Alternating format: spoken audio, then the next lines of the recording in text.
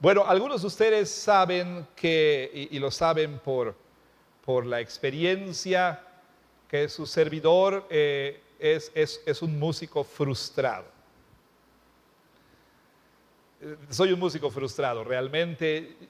Yo pues crecí en un hogar musical. Mi papá era un talentoso músico. Realmente era como se dice, un verdadero hombre renacentista, un artista en muchas áreas del arte. Era muy habilidoso. Nunca lo hizo de manera profesional, todo lo hizo por hobby, por gusto. Pero nunca me tomé la molestia de aprender su arte. Él tocaba la guitarra y otros instrumentos. Nunca me tomé la molestia porque a mí me gustaba la batería. Y de chiquito pues yo ponía las ollas de mi mamá, ahí las tapas de las ollas como mi batería. Siempre quise aprender a tocar la batería, nunca lo hice y desde entonces soy un músico frustrado. Pero también soy un albañil frustrado. Realmente lo soy. Me encanta el mundo de la construcción. Me encanta ver a los albañiles trabajar. Me asombra el arte, la habilidad. Me asombra lo que pueden hacer realmente. Cómo de la nada pueden darle forma al diseño de un arquitecto. Cómo pueden hacer que se vuelva realidad pues ese diseño. Es un arte. No es mera habilidad, es un arte. Y en ocasiones he intentado hacer algunas obras ahí de albañil y los resultados han sido pues no muy halagadores que digamos. Pero de verdad me encanta mucho la construcción. Y quizá por eso me emociona saber que el apóstol Pablo dice que los creyentes y especialmente los líderes en la iglesia han sido llamados por Dios a participar, a ser parte de un proyecto de construcción. Una construcción que ha iniciado y que está en proceso. Ahora bien, me da mucho gusto y mucha alegría porque, como le dije, me emociona el mundo de la construcción. Pero quizá a usted pues no le interese eso del arte de la albañilería ni nada por el estilo.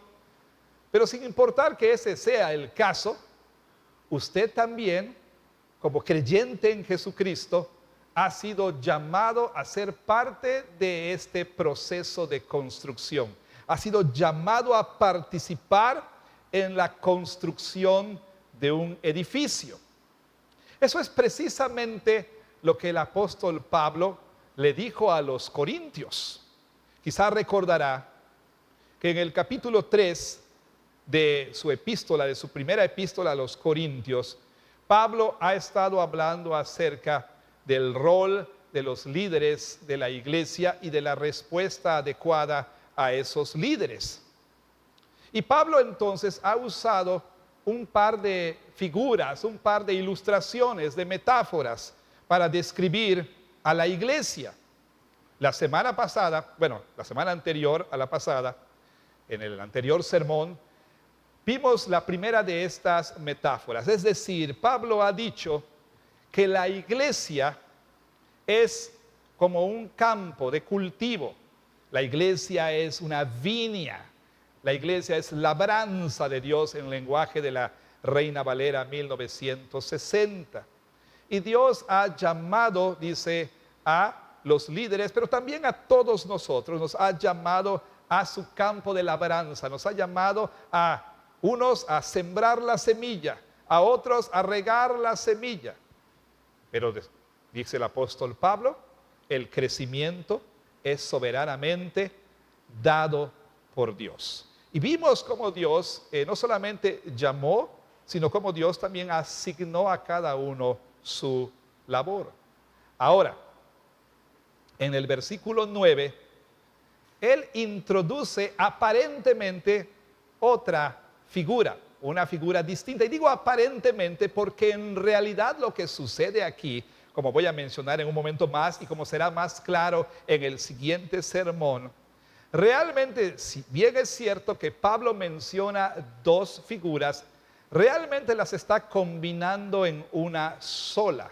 ¿Y a qué me refiero? Vea usted conmigo el versículo 9, si es tan amable. El apóstol Pablo dice, porque nosotros somos colaboradores de Dios y ustedes, refiriéndose a los corintios en ese caso, y refiriéndose a nosotros, por supuesto, ustedes, dice, son labranza de Dios, primera figura, y también dice, son edificio de Dios. O sea, la iglesia entonces no solamente es un campo de cultivo, no solamente es una viña, la iglesia también es un edificio, y es un edificio de Dios. Ahora, este no es cualquier edificio, no. Por eso es precisamente importante entender que Pablo no escoge dos metáforas al azar, no es lo primero que le vino a la mente cuando estaba escribiendo, sino que es muy cuidadoso en describir a la iglesia en estos términos. ¿Por qué? Porque quizá usted recordará, y si no, permítame decirlo, Pablo está haciendo alusión al templo de Dios, al santuario del Señor, el cual primeramente, al principio, estuvo en un jardín, el jardín de Edén. El jardín de Edén no era un mero jardín recreativo y tampoco era meramente un huerto, era un santuario. Es decir, el santuario era un jardín, el jardín era un santuario. Cuando obviamente nuestros primeros padres fueron expulsados del Edén y el Edén fue cerrado, más adelante el Señor ordenó a su pueblo, después del Éxodo, ordenó a su pueblo construir un tabernáculo, una tienda portátil, la cual, si usted lee con cuidado el libro de Éxodo, es descrita en términos que nos recuerdan ese jardín. Es decir, el tabernáculo era una réplica del jardín de Edén. Si usted lee con cuidado, podrá darse cuenta que había motivos arbóreos ahí que recordaban al jardín. Por supuesto, la pieza central, el candelabro, ahí en el lugar santo, estaba construido en una forma que recordaba al árbol de la vida. Y más adelante, usted podrá encontrar en Primero de Reyes, capítulo 6 en particular, en Crónicas, Primero de Crónicas 29, podrá usted leer acerca de la descripción del templo de Salomón, el cual es descrito precisamente en términos que nos recuerdan al jardín de Edén. Podrá usted notar allí que además de mencionar los materiales o algunos de los materiales que Pablo menciona aquí en 1 Corintios 3, oro, plata, piedras preciosas, también la descripción del templo de Salomón incluye toda clase de motivos arbóreos, botánicos, incluye manzanas, incluye ramas, incluye flores, botones de flores y por supuesto una vez más el candelabro es descrito y por supuesto construido en una manera que nos recuerda a un árbol, no cualquier árbol sino el árbol de la vida. Entonces Pablo no está escribiendo aquí al azar, no, Pablo es muy intencional en lo que está haciendo cuando habla de la iglesia como jardín o como huerto, como un campo de labranza y como edificio. Pablo está diciendo, ahora ese templo es la iglesia.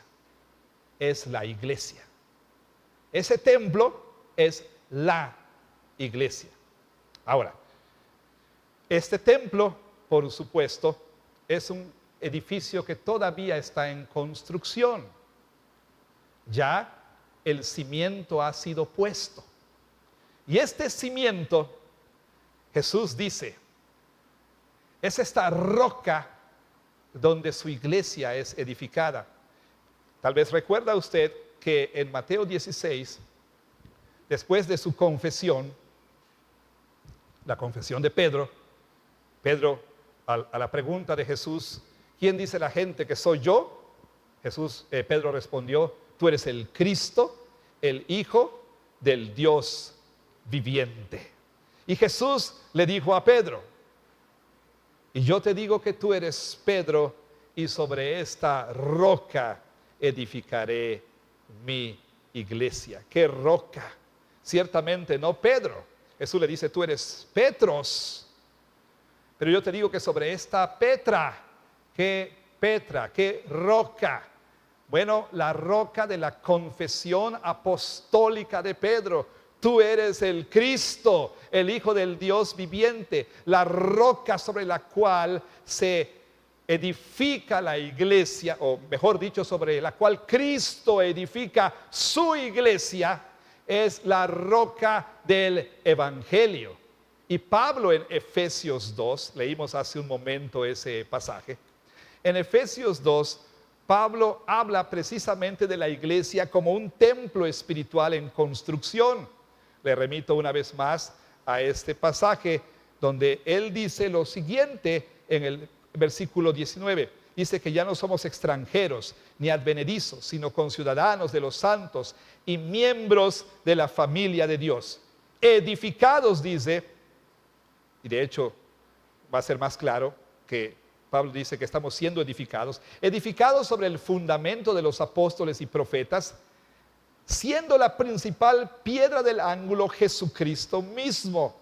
La iglesia está siendo edificada sobre este cimiento, sobre este fundamento, el fundamento de los apóstoles y profetas, es decir, el Evangelio de Jesucristo. Y de ese cimiento, la principal piedra, dice el apóstol Pablo, es Jesucristo. Jesucristo, la piedra angular. De hecho, el apóstol Pedro hace alusión a esto en 1 de Pedro capítulo 2 también.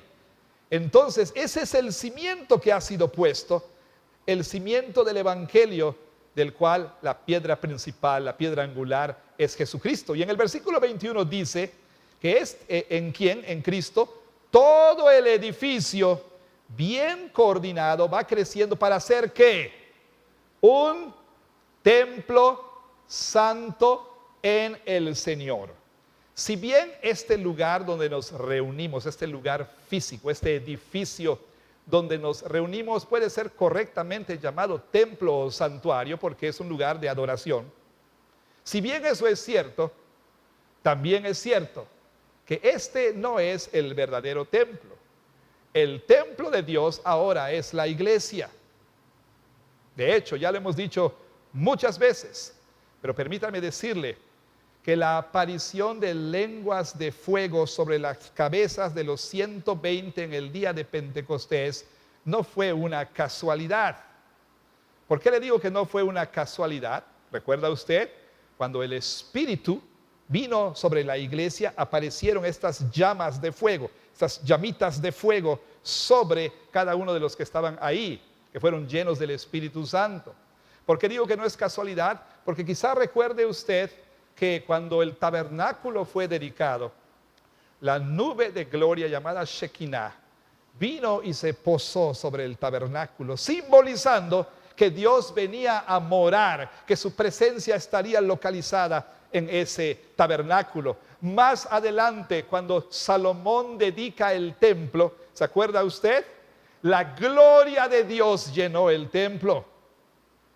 Y luego Ezequiel tiene una visión en la que él ve cómo por el pecado obstinado, contumaz y rebelde de Israel, del pueblo de Dios, cómo la gloria de Dios abandona el templo y no oímos nunca más de que la gloria de Dios reposara sobre otro edificio, hasta que en el día de Pentecostés la gloria de Dios una vez más llenó el templo, pero ahora un templo diferente, la iglesia. Es decir, en el día de Pentecostés tenemos la inauguración de un nuevo templo. Dios movió su presencia de un templo de piedra a un templo espiritual, que es la iglesia. Cuando la iglesia está reunida, ese es el templo. Ahora ese es un templo que todavía está en construcción. Note que dice el apóstol Pablo, en quien ustedes también son juntamente edificados, es decir, están siendo edificados para morada de Dios en el Espíritu.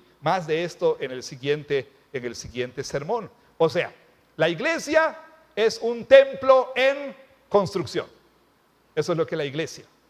Y Dios nos ha llamado a todos a formar parte de ese proceso de construcción. Es interesante que la Biblia dice que a la vez nosotros somos piedras vivas en ese templo y también somos edificadores de su templo. Pablo dice entonces que cada uno que ha sido llamado a edificar este templo, ¿sí?, debe escuchar una advertencia muy seria, muy importante.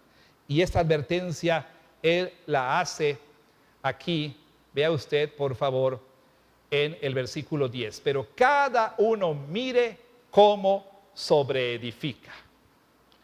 El cimiento ha sido puesto y nosotros hemos sido llamados a construir sobre el cimiento. Pero cada uno, dice, debe tener cuidado, debe ser cuidadoso sobre cómo sobreedifica. ¿Y por qué? Porque, bueno, es obvio, porque estamos construyendo no cualquier edificio, estamos construyendo el templo santo del Señor. Pero también Pablo nos da un par de razones para ser muy cuidadosos, particularmente aquellos que somos líderes en la iglesia, pero por supuesto, por extensión también todo creyente. Y usted dirá, ¿por qué? Bueno, porque el Señor le dio dones a su pueblo. El Espíritu ha derramado dones. Y si usted ve en la carta de Pablo a los Efesios, o lee usted en otras porciones donde él habla acerca del propósito de los dones espirituales, él claramente dice que Dios dio sus dones ¿para qué? Para edificación de la iglesia. Para edificación de la iglesia.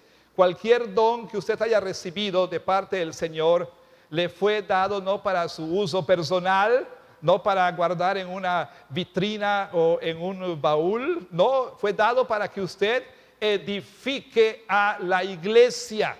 Todos los talentos y habilidades que el Señor le ha dado son para la edificación de su iglesia. De eso no hay duda. Usted y yo hemos sido llamados como creyentes para edificar o a edificar el templo santo del Señor. Pero escuchemos esta advertencia. Tengamos cuidado con respecto a cómo estamos sobreedificando, cómo estamos construyendo. ¿Por qué? En primer lugar, primera razón. La primera razón es la siguiente, ¿sí? Ten cuidado porque nadie, dice, puede o debe poner otro fundamento que el que está puesto, el cual es Jesucristo. Primera razón para la advertencia de tener cuidado es que ten cuidado de no querer quitar el cimiento que está puesto y reemplazarlo por otro. Y Pablo dice así, comenzando el pasaje en el versículo 10, conforme a la gracia de Dios que me ha sido dada, yo como perito arquitecto puse el fundamento y otro edifica encima. Pablo, obviamente está hablando acerca de cuando él vino por primera vez a Corinto. Él dice entonces que cuando vino a Corinto, vino con la tarea de poner el cimiento, de poner la cimentación, el fundamento de la iglesia. Y él dice que como perito arquitecto puso ese cimiento. Aquí hay una palabra muy interesante. La Reina Valera traduce perito, pero la palabra es sophos. Y es muy interesante porque esta palabra también puede ser traducida como sabio. Yo como un arquitecto sabio, como un constructor sabio, puse el fundamento. Y esto es importante porque recuerde el contexto en el cual Pablo está hablando. Los corintios estaban capitulando, estaban rindiéndose poco a poco a estos que les cautivaban con sabiduría humana que parecía más sofisticada y parecía mejor que el evangelio que Pablo había predicado, que Pablo había enseñado. Pablo de hecho ha dicho en el capítulo 2 que él bien sabía cuál era el contexto en el que él iba a fundar la iglesia.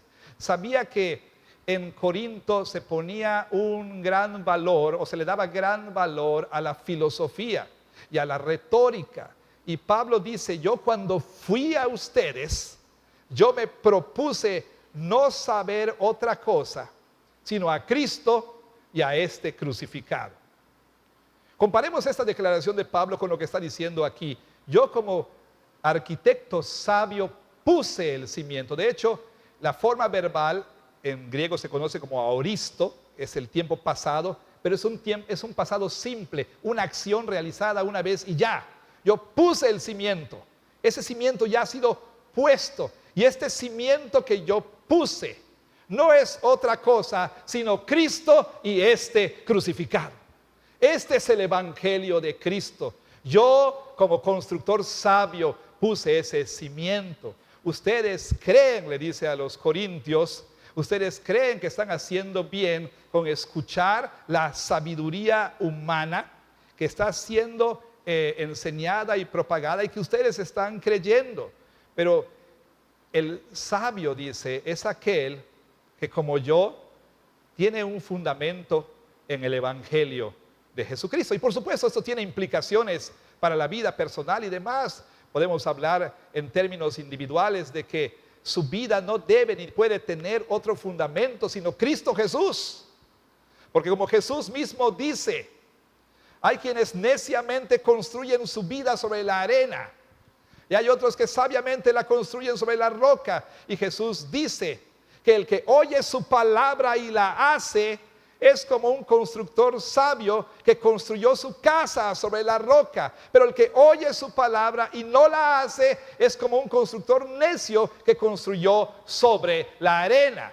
Y no se equivoque, las lluvias vendrán, las tormentas vendrán, los huracanes vendrán, los terremotos vendrán y la casa construida sobre la arena se va a colapsar. De manera individual, déjeme decirle que si su vida tiene otro fundamento que no es Cristo Jesús, tarde o temprano, por más segura y por más bonita que se vea su casa, es decir, su vida, tarde o temprano se va a colapsar. Tarde o temprano. Pero es una nota aparte.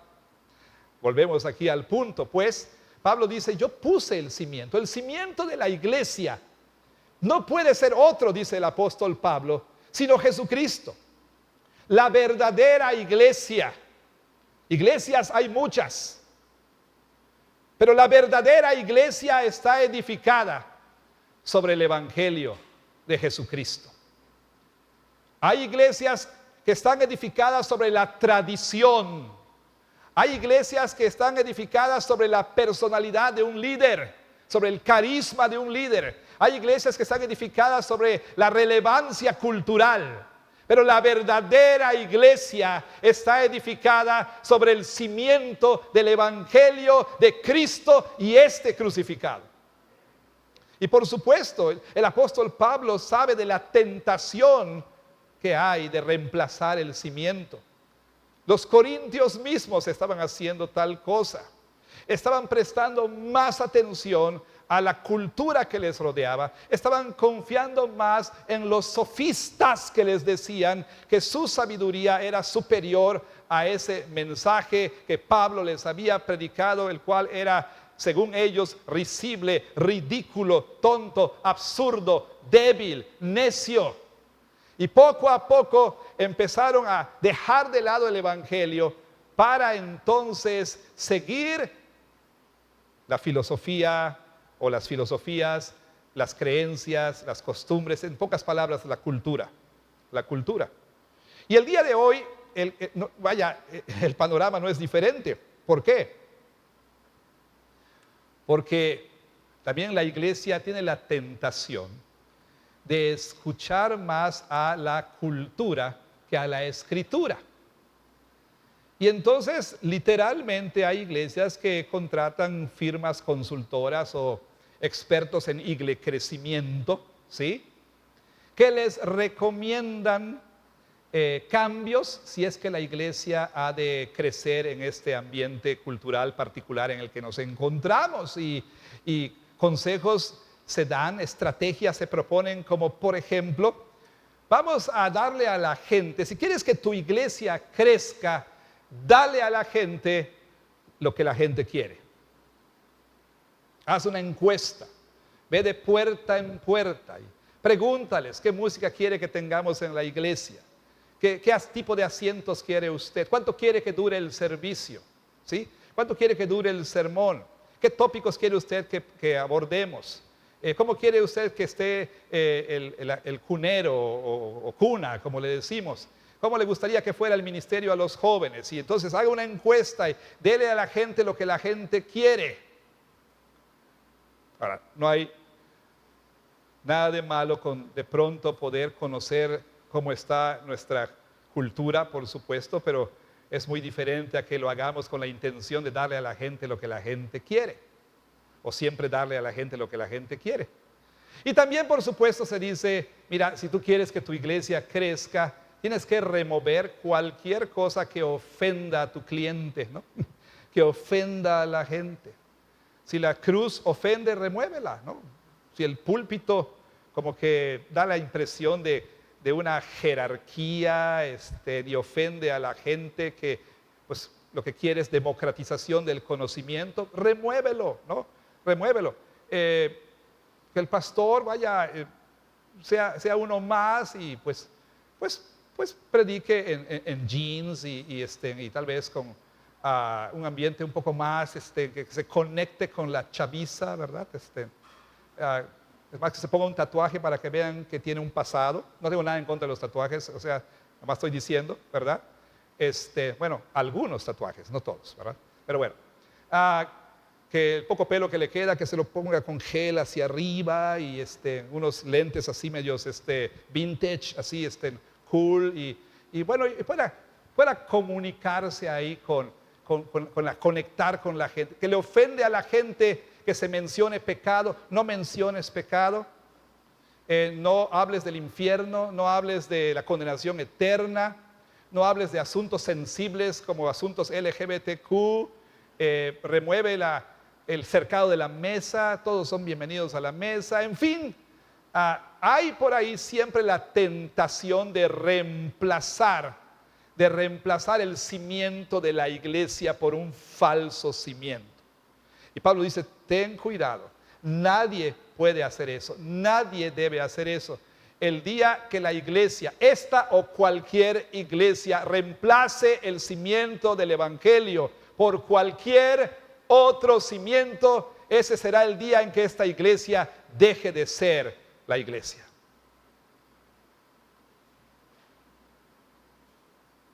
Entonces, tenemos que tener mucho cuidado. Pero también Pablo hace otra advertencia.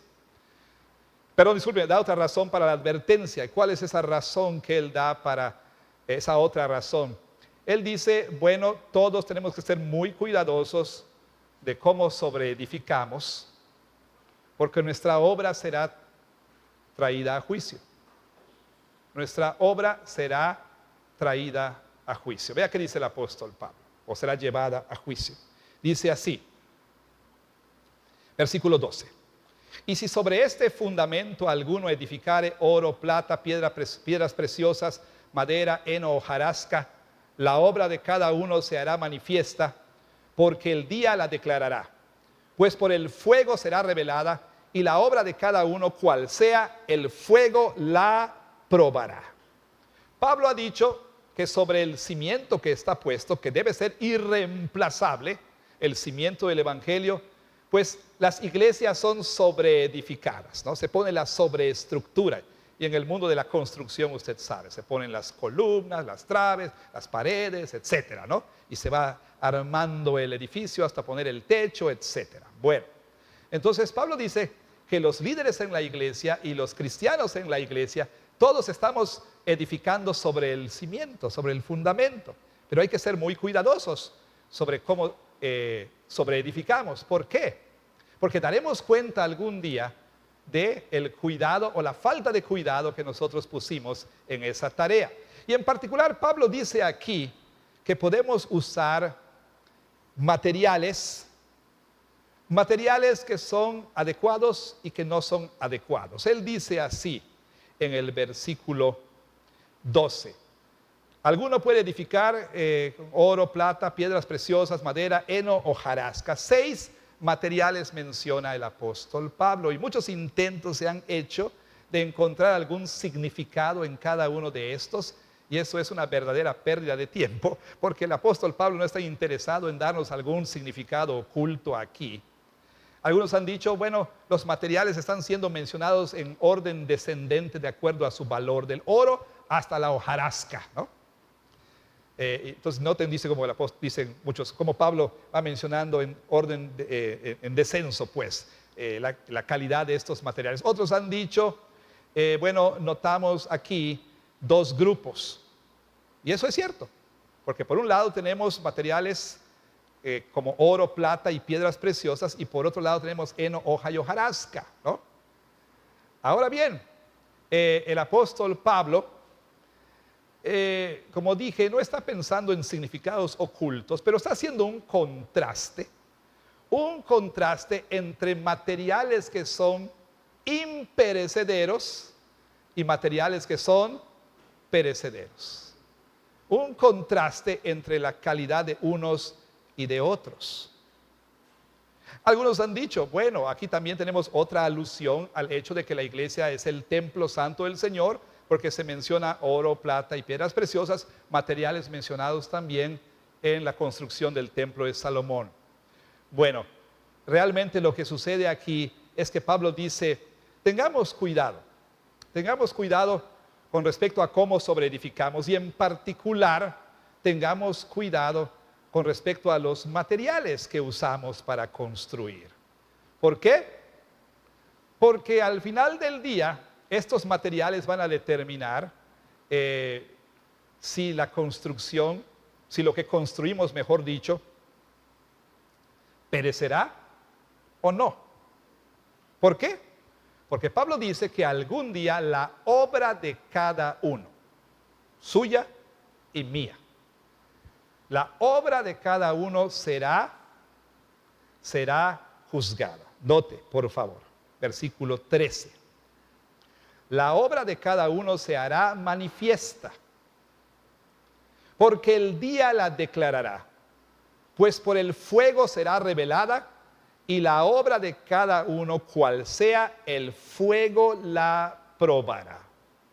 Bueno, muchos intentos se han hecho también de usar este pasaje, y la interpretación y aplicación más popular es esta.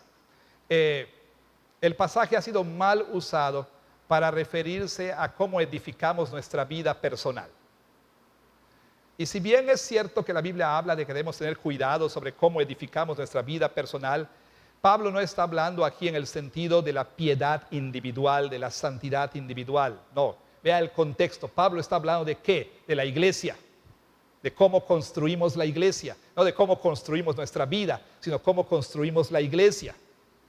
También se han hecho intentos para ver en este pasaje pues refutación para ciertas doctrinas, los calvinistas en contra de los arminianos, pero Pablo, aún siendo calvinista, no tenía ese propósito, ¿verdad? Pablo no está hablando aquí en esos términos, ¿ok? Y también los católicos romanos han querido encontrar en el pasaje una justificación para la doctrina del purgatorio. Vamos a ver de qué está hablando Pablo aquí. Ni está hablando de piedad personal, ni está hablando de controversias teológicas, ni está hablando del purgatorio. ¿De qué está hablando? Está hablando Pablo de que algún día cada constructor dará cuentas al dueño del templo. Cada constructor dará cuentas al dueño del templo. Y dice, la obra de cada uno se hará manifiesta, porque el día la declarará. En algunas versiones, como la ESV en inglés, día aparece con mayúscula, o sea, la D de día aparece con mayúscula. ¿Por qué? Porque Pablo no está hablando de cualquier día, está hablando de un día específico. Está hablando del día del Señor, está hablando del día del retorno de Cristo, cuando el Señor se sentará en su trono para juzgar a los vivos y a los muertos. Y en ese día, dice el apóstol Pablo, la obra de cada uno será revelada. ¿Por qué? Porque dice, el día la declarará, y la obra de cada uno, cual sea, el fuego la probará. Este fuego que Pablo menciona, ni es un fuego de destrucción, ni es un fuego de purificación. Note, Pablo lo dice, este fuego es un fuego que tiene el propósito de probar la calidad de la obra de cada uno. Usted sabe que hay edificios que se ven muy bonitos, ¿sí? Tienen una imponente fachada, hermosos. Pero algo sucede que revela la pobreza de los materiales que fueron usados para la construcción. Ha sucedido en muchos lugares.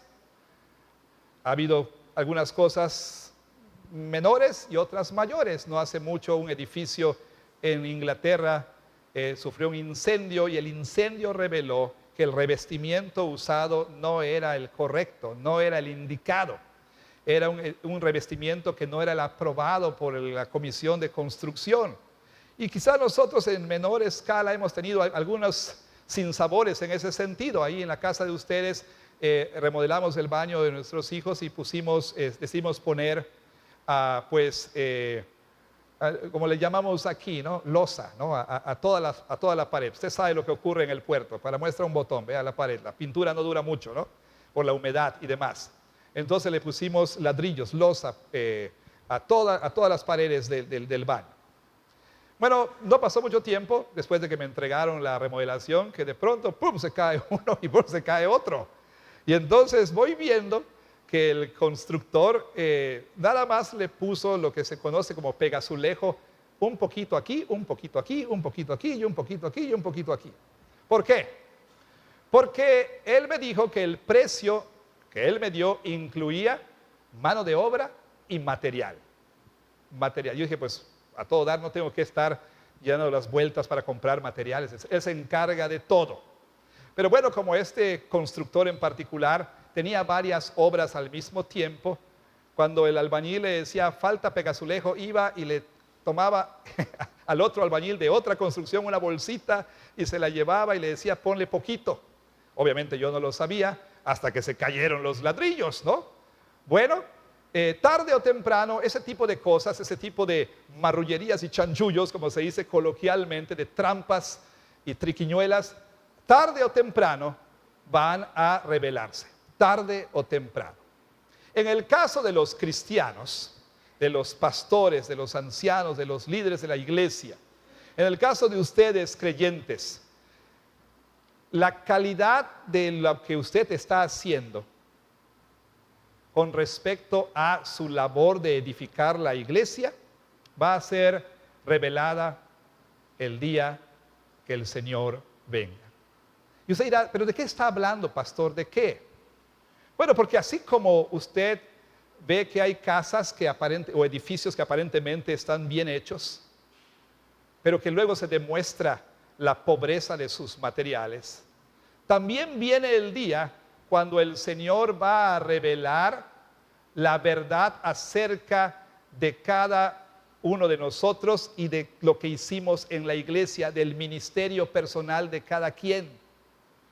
En otras palabras, hablando no de otra persona, sino de mí. 34 años, 40, 50, Señor, permíteme que llegue hasta 50, de ministerio, cuando el Señor venga, cuando Él me llame, cuando comparezca ante Él, todo eso será traído y será probado por fuego. Y el Señor entonces va a mostrar la verdad. ¿Y a qué verdad me refiero? Vea usted lo que Pablo dice más adelante aquí en 1 Corintios capítulo 4.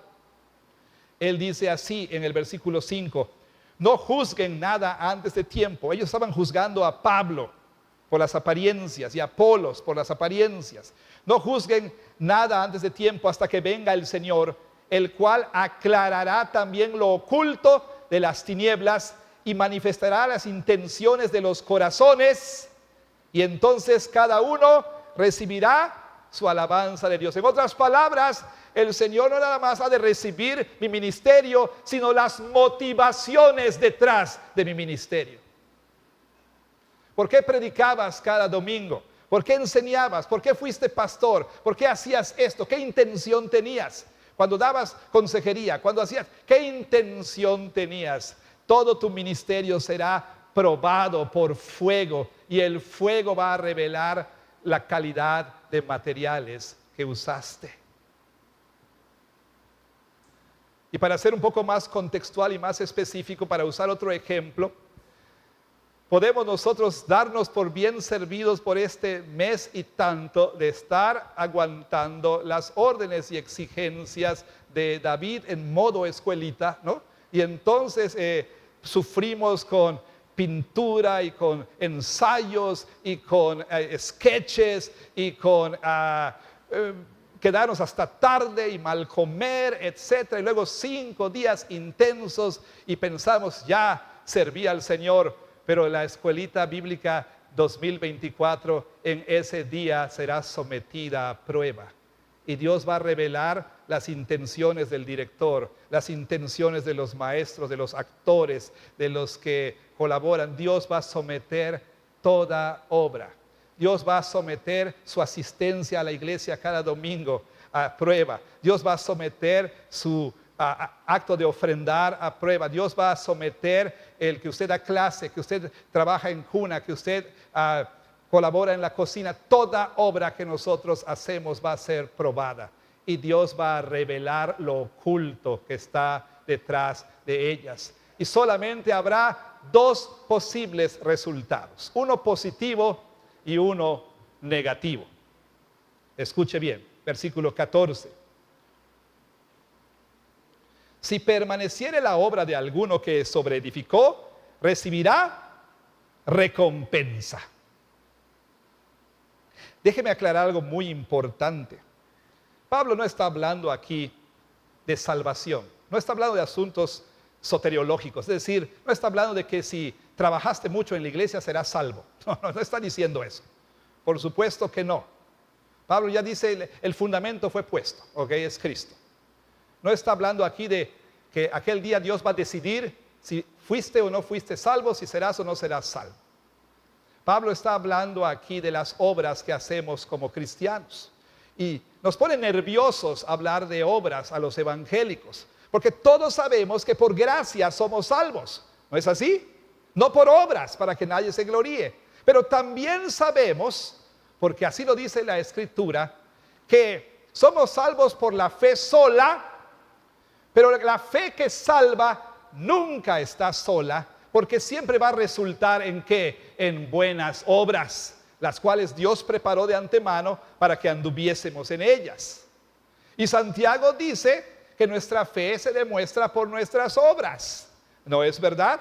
Pablo está hablando aquí no de un juicio para salvación, está hablando aquí de que algún día todos vamos a comparecer ante el tribunal de Cristo para recibir nuestra recompensa de acuerdo a lo que hayamos hecho, porque Él pagará a cada uno según sus obras. Y también a los evangélicos y particularmente a los reformados no nos gusta hablar de recompensas. Pensamos que no, en ese sentido tiene razón la poesía aquella que dice: no me mueve mi Dios para quererte el cielo que me tienes prometido, ni me mueve el infierno tan... ¿Te acuerdas de esa?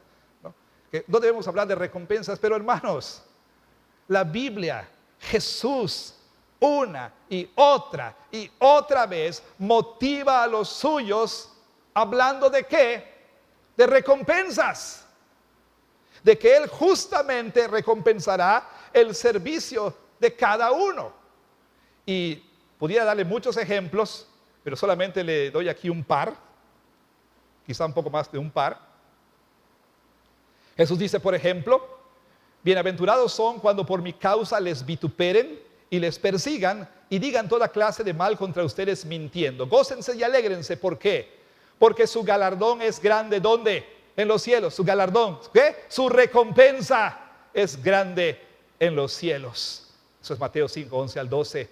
También dice Mateo 6, 2 y 3, dice que no des limosna haciendo sonar la trompeta para que todos te vean. Tú hazlo en secreto, que tu izquierda no sepa lo que da tu derecha. ¿Para qué? Para que sea tu limosna en secreto. Y tu Padre que ve en lo secreto, ¿qué? Te recompensará en público. Mateo 10:41, el que recibe a un profeta por cuanto es profeta, recompensa de profeta recibirá. O sea, en este caso, el que trata bien a sus pastores, recompensa de pastor recibirá, dice ahí, ¿no? Bueno, y el que recibe a un justo por cuanto es justo, recompensa de justo recibirá. O sea, el trato que damos también a los creyentes.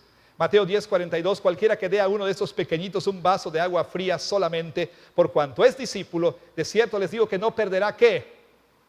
Su recompensa.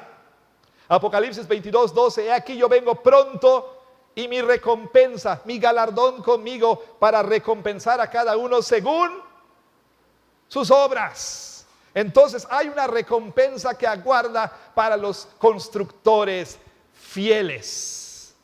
Hay una recompensa que aguarda para los que construyen con oro, plata y piedras preciosas, para aquellos que buscan los mejores materiales, para aquellos que le dan lo mejor de sí a su Señor y no lo que les sobra, no el tiempo que les sobra, no el dinero que les sobra, no los talentos que les sobra, no las propiedades que les sobran, sino le dan todo al Señor para la edificación de su santo templo.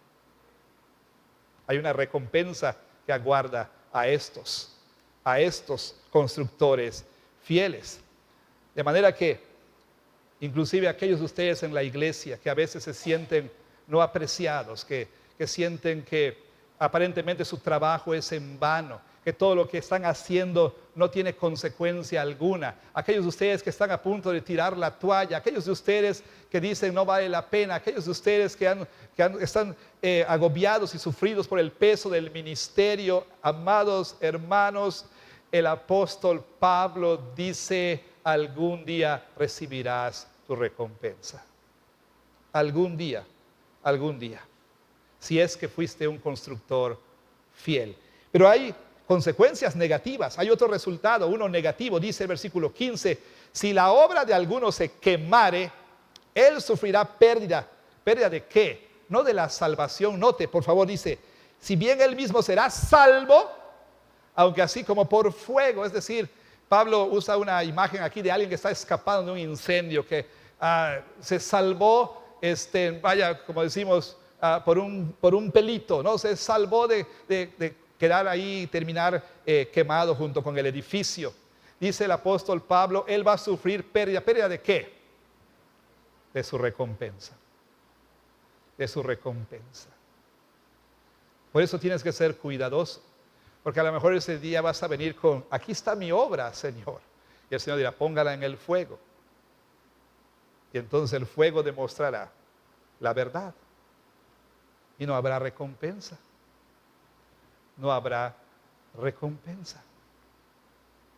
Por eso es que tenemos que ser muy, muy cuidadosos. Permítame entonces concluir con las palabras del apóstol Pablo en 2 de Corintios capítulo 5, donde él dice lo siguiente, en el versículo 10, porque es necesario que todos nosotros comparezcamos ante el tribunal de Cristo, para que cada uno reciba según lo que haya hecho mientras estaba en el cuerpo, sea bueno o sea malo. El no creyente aquí dirá, no me interesa esto que está diciendo este palabrero, o quizá no lo diga así, pero ya no me interesa. Bueno, debiera interesarle, porque usted también va a enfrentar el juicio final. Y si usted comparece ante el tribunal de Cristo sin que Cristo Jesús sea su Señor y Salvador, usted enfrenta la condenación eterna. No importa si lo cree o no lo cree, eso no cambia las cosas. No importa si usted quiere vivir en negación, eso no cambia las cosas. Tarde o temprano, todo ser humano, chicos y grandes, todos estarán de pie ante ese tribunal. Y a menos que Jesucristo sea su Salvador y Señor, usted está enfrentando el indescriptible horror de la condenación del infierno. Por eso yo le ruego en el nombre de Jesús que el día de hoy usted se arrepienta de sus pecados y que usted entregue su vida a Jesucristo.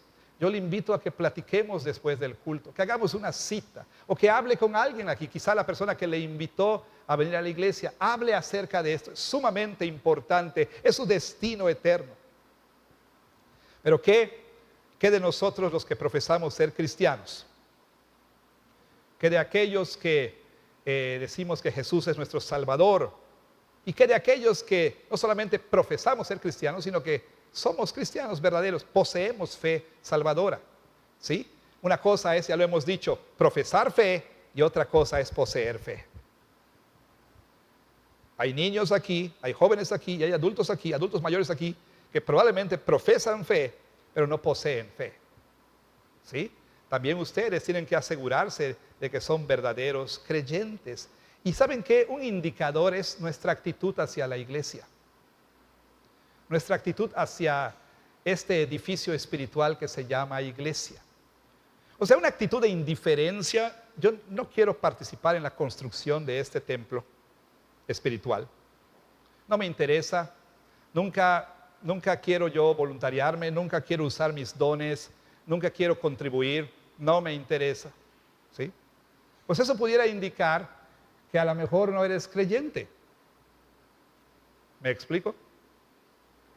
Pudiera, no estoy diciendo que es un indicador absoluto y certero, pero esa actitud de que no me interesa, nunca quiero colaborar, no quiero, no me interesa, se pide, necesitamos voluntad, y no quiero, estoy muy ocupado, tengo muchas cosas que hacer, el trabajo, la escuela, nunca intento hacer un espacio para usar mis dones en la iglesia, me limito a venir al culto y a irme, y listo, punto, se acabó. No, Dios nos llamó a usar nuestros dones para edificar el cuerpo de Cristo. Y esa indiferencia o esa falta de deseo de hacerlo puede ser un indicador de que no eres cristiano. Ahora, de los que sí están involucrados, de los que estamos involucrados, los líderes, los ancianos, los diáconos, pastores y líderes de ministerio y todos ustedes creyentes que están involucrados, debemos ser muy cuidadosos también en examinar lo que estamos haciendo. Primero que nada, tenemos que preguntarnos con seriedad, ¿qué cimiento tiene esta iglesia? ¿Es Jesucristo y su evangelio? Tenemos que ser muy asertivos en hacernos esas preguntas. ¿Es Cristo el cimiento de la iglesia, Jesús? ¿Es el evangelio de Jesús? ¿O estamos capitulando poco a poco a la cultura? Y estamos empezando a sentir que estos tiempos requieren de otras cosas y poco a poco cambiamos sola escritura por sola cultura. O sea que la cultura se vuelve nuestra autoridad máxima. Pero también debemos ser muy cuidadosos aquí a nivel individual en cómo estamos construyendo. ¿Usas oro, plata, piedras preciosas o heno o hojarasca? Materiales perecederos. ¿Cómo estás construyendo? ¿Cuáles son tus motivaciones? ¿Por qué lo haces?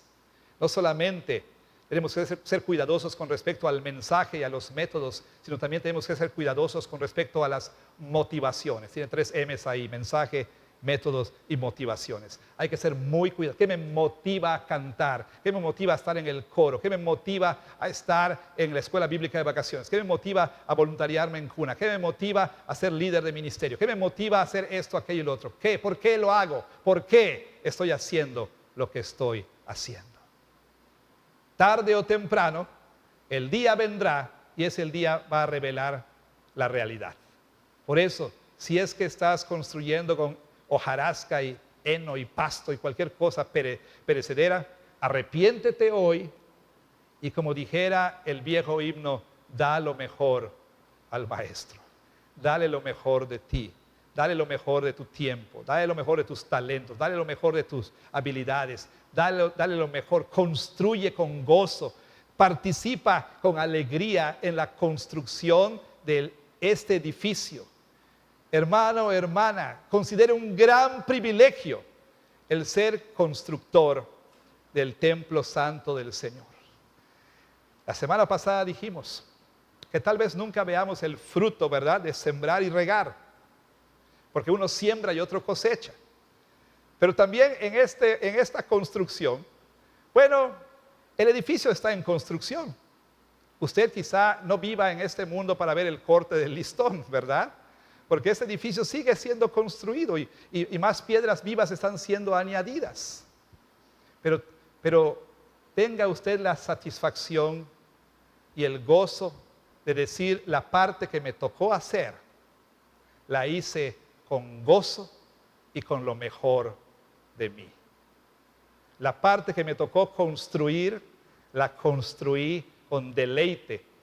Porque yo no estaba haciendo una casa, un edificio, un centro comercial. Yo estaba construyendo el templo santo del Señor. Que Dios bendiga su palabra.